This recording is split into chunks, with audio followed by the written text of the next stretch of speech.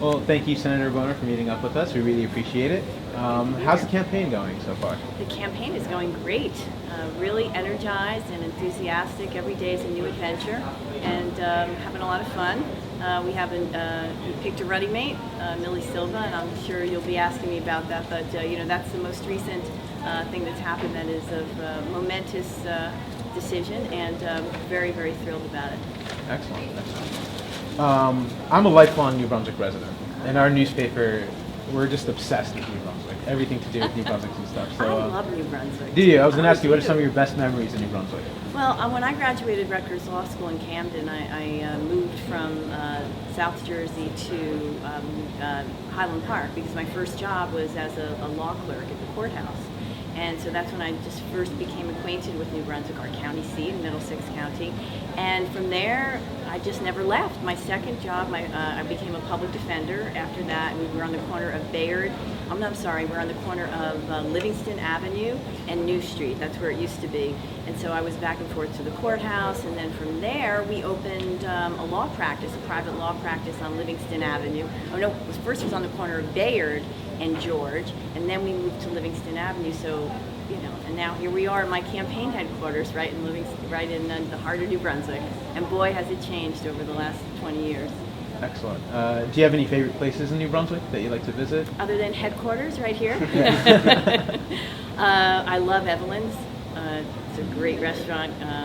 That's probably my favorite. I love sitting outside and go to Sparks for my hair. Oh, okay. It's a lot of great restaurants here in New Brunswick. Very cool.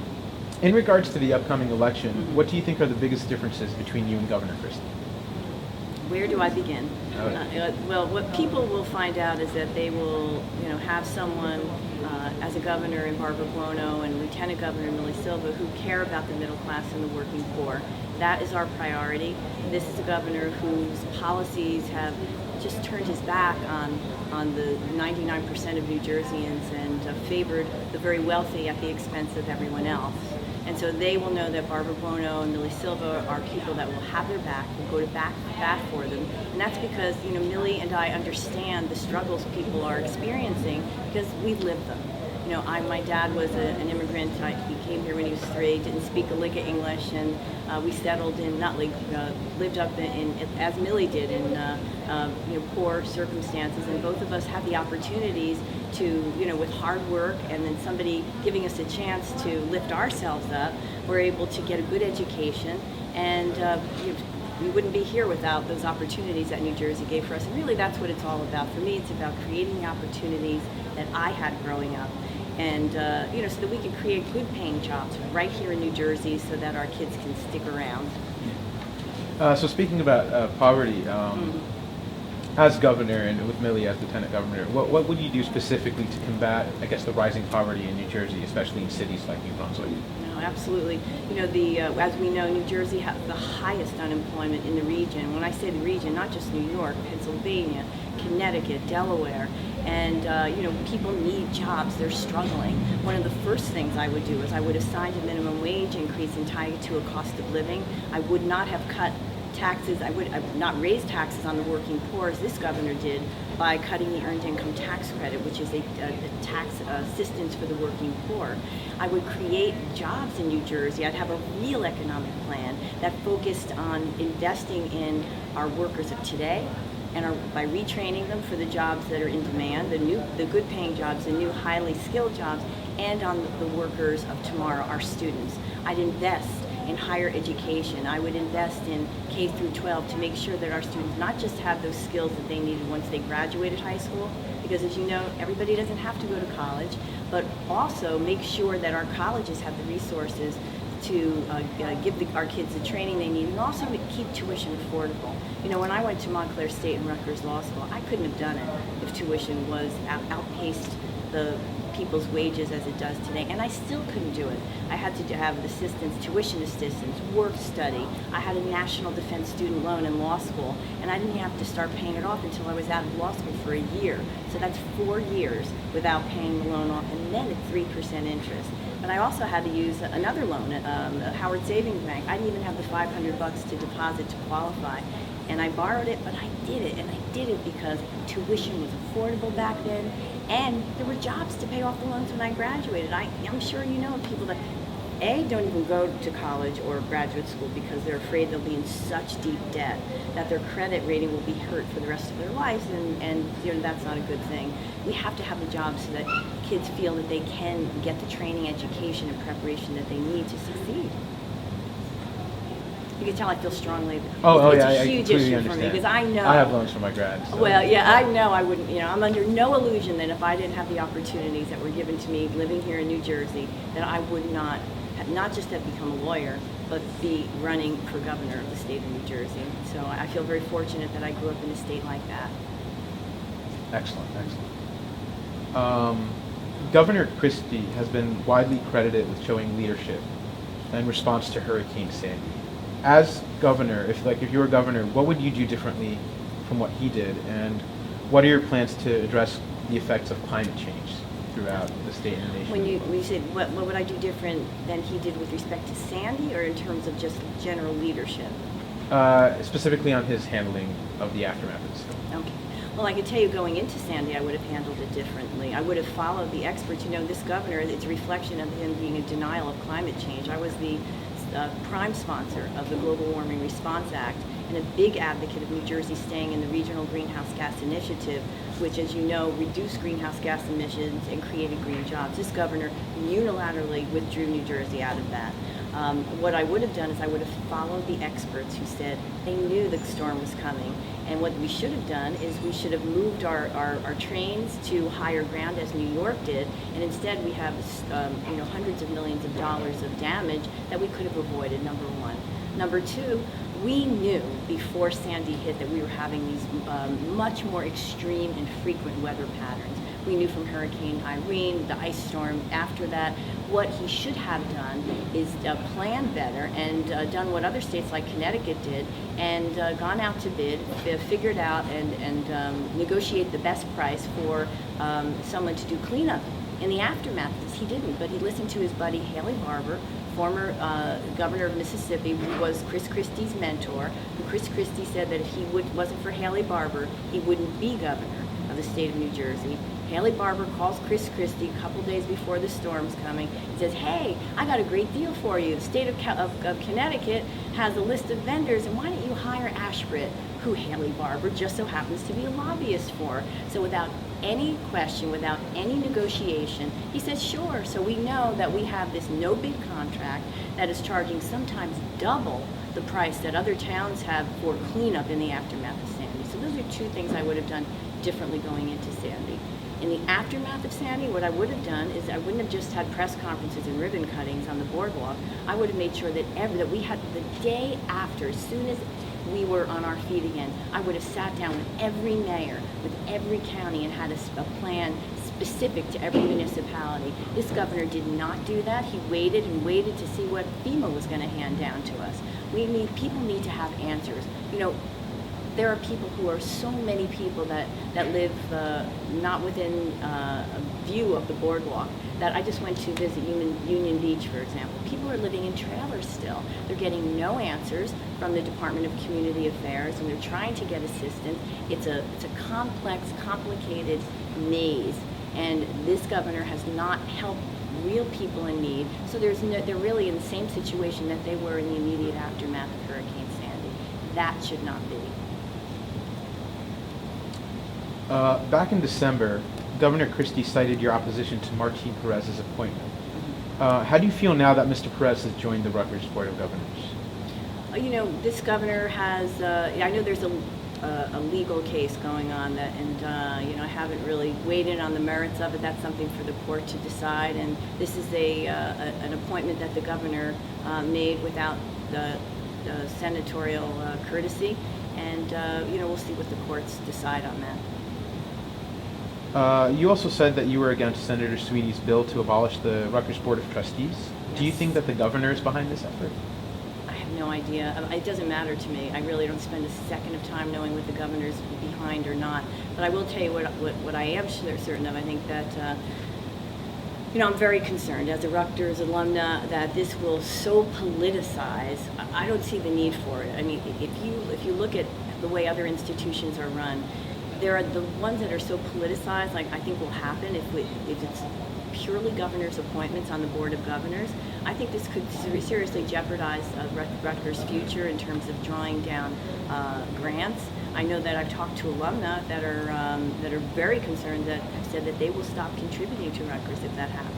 I'm actually in the middle of writing something on it, and I'll be publishing. Hopefully, send it to you guys, and you'll publish it also. Very cool. What is your position on in-state tuition equity for New Jersey's undocumented students? Well, as I said, I feel very strongly. I'm a sponsor of the bill, and when I was chair of the budget committee during the last governor, I insisted that the bill be posted. We voted it out of my committee, but it was never posted for a full vote before the Senate. We're hoping that we can get it out of the Senate, and the prospects don't look good. But I have to tell you, I feel very strongly. Like I said, if I didn't have affordable tuition, I wouldn't be here today. And every student should have that option. And so, and it's not only morally the right thing to do. If you need a fiscal reason to do it, it makes fiscal sense too, because we have 400,000 out of work. The middle class has shrunk in New Jersey. Poverty is up. And so I think we need to create the most opportunities to make sure that people have good jobs to grow the economy, and that would enhance that. So, in regards to, I guess, student debt rising in general, do you have any specific plans that would make, I guess, universities and colleges in New Jersey a bit more affordable? Yes, I do. A number of things. One, in terms of parents saving, I have a piece of legislation that would give parents upfront tax deductions for saving, to encourage them to save. This is something I had passed the legislature, governor vetoed. NJ Best, it's called.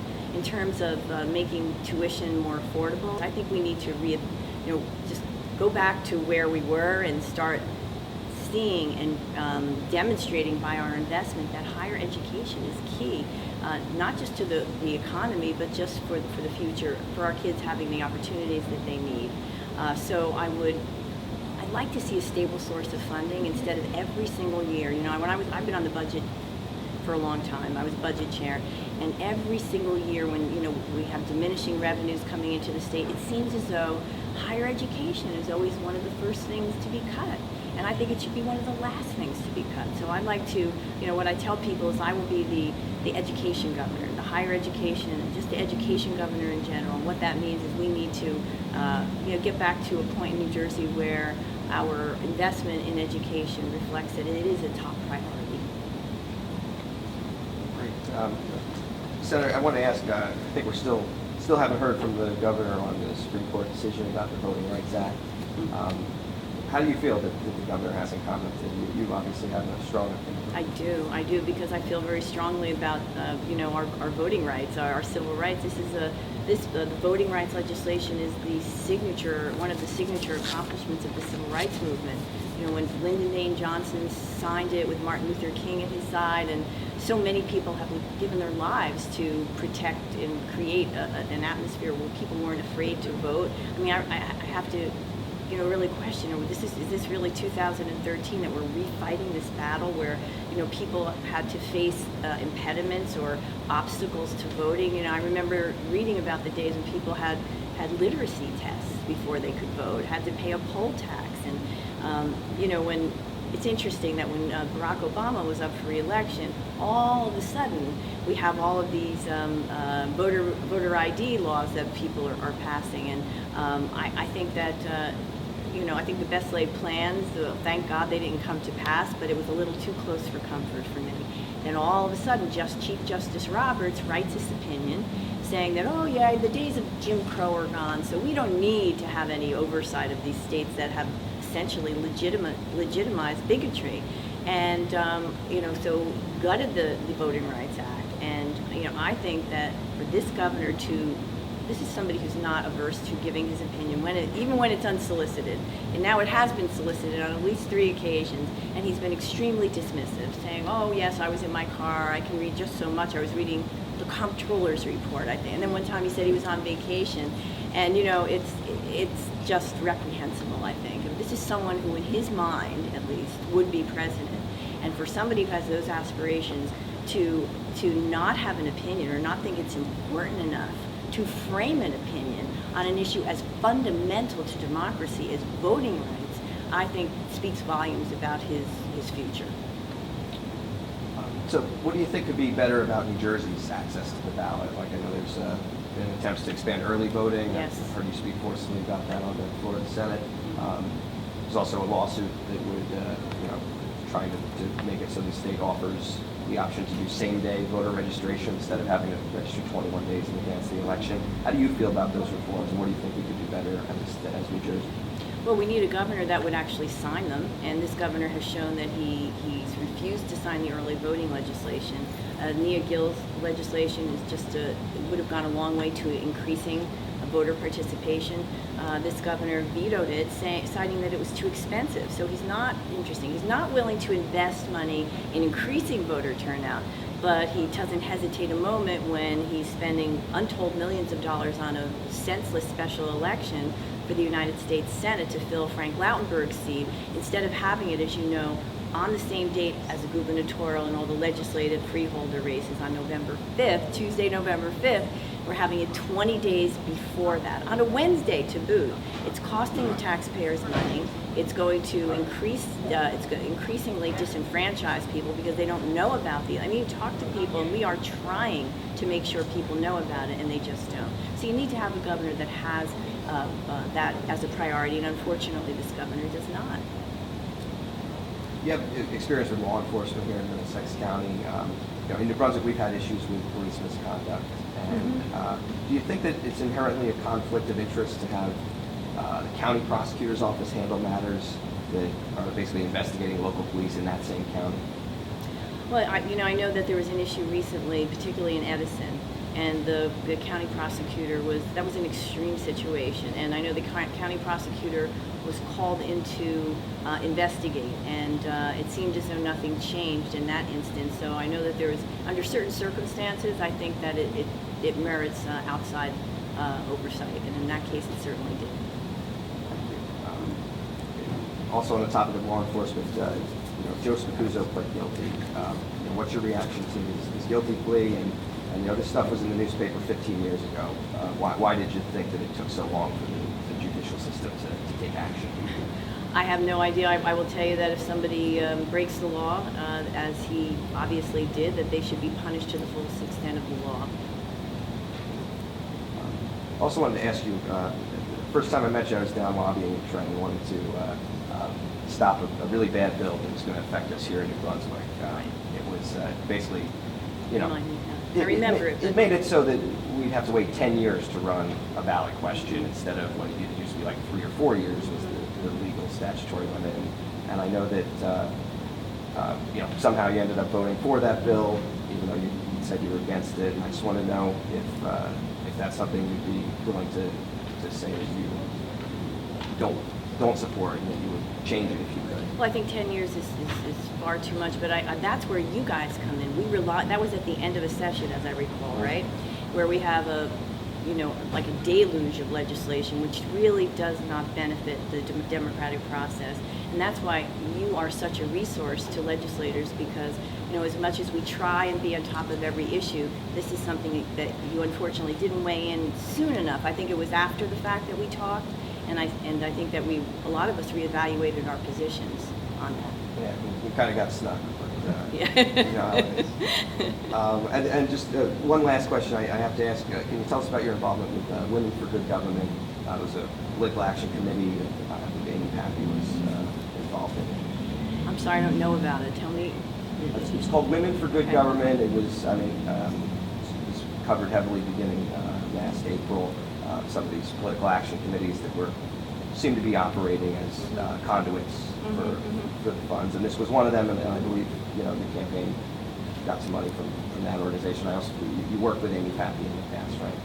Yes, she worked for me years ago. Yeah, I have no recollection of receiving any funds, but if we did, the records show that, then we did. But beyond that, I don't know anything about it. Fair enough. Thank you so much for taking the time, and it's really good that somebody's willing to sit down and talk about their views. Absolutely. Anytime. I appreciate the opportunity. Thanks for having me. Thank you so much, Senator.